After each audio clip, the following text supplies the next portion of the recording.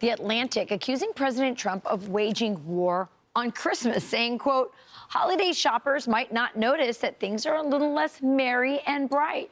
The average family is expected to spend $132 more this year because of tariffs, rent, co-pays, mortgages, car payments, and utilities, which remain brutal. Customers have started shopping at cheaper outlets, buying fewer items, and putting off major expenses.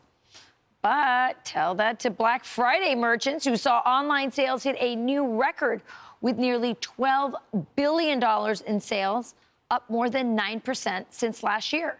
National Economic Council Director Kevin Hassett joins me live from the White House. Kevin, so great to have you on. It's great to be here. Also seeing that the National Retail Federation says they're expecting $1 trillion of spending. So what's the disconnect here between the Grinches at the Atlantic? It's really true. And you kind of wonder numbers. If the Grinch took over, right? I must stop Christmas from coming. I mean, the fact is that we just had the best Black Friday that we've ever seen. And it's not just because people are out there, you know, taking debt on their credit cards. It's because incomes are way up under President Trump. They dropped about $3,000 a person, $6,000 a family under Joe Biden. And it's up $1,500 a person so far this year. And with all that extra money and with the government shutdown over so people feel comfortable going back to stores, that we're seeing a really blowout, Thanksgiving and Christmas coming our way. I think all the retailers expect that both online and in-store sales are going to be the highest we've ever seen. And the point is that that's happening even though inflation is way, way down under President Trump. And it was 5-10% under Biden, and right now it's running at about 2.5%. And it's not, it's way lower than wage growth. Right? And so people's incomes are going up by way more than inflation.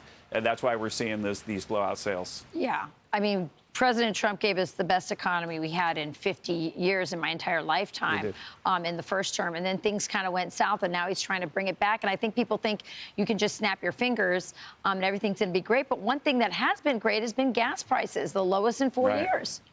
Yeah, there are a lot of states that are below $2 a gallon. You know, turkey prices were down 19 cents. I bought two different ones because some other show was criticizing me because I said, oh, generic turkeys are pretty good. So I made two this time, and I didn't really notice a difference. So buy the cheaper turkey next year, folks. But you can get the fancy one if you want to. But the bottom line is it's next year that really has us excited because the government shutdown effects will be gone. But also, don't forget, because of the big tax cuts, we got no tax on overtime, no tax on tips. All of those changes are coming in next year as refunds because it happened midway through the year, so it didn't change the tax forms. And so all that extra cash for hardworking Americans is going to start pouring in as soon as they start doing their taxes next year. And we think they'll do that lower or sooner because they want the money. They want the refund. Yeah, well, all these predictions after tariffs didn't turn out to be true. So I'm betting on you, and I'm betting on the president. A lot of people betting on you for the Fed chairman. Your name is rising to the top. A lot of people think that support is coalescing around you. I think you're a great pick. What can you tell us about this?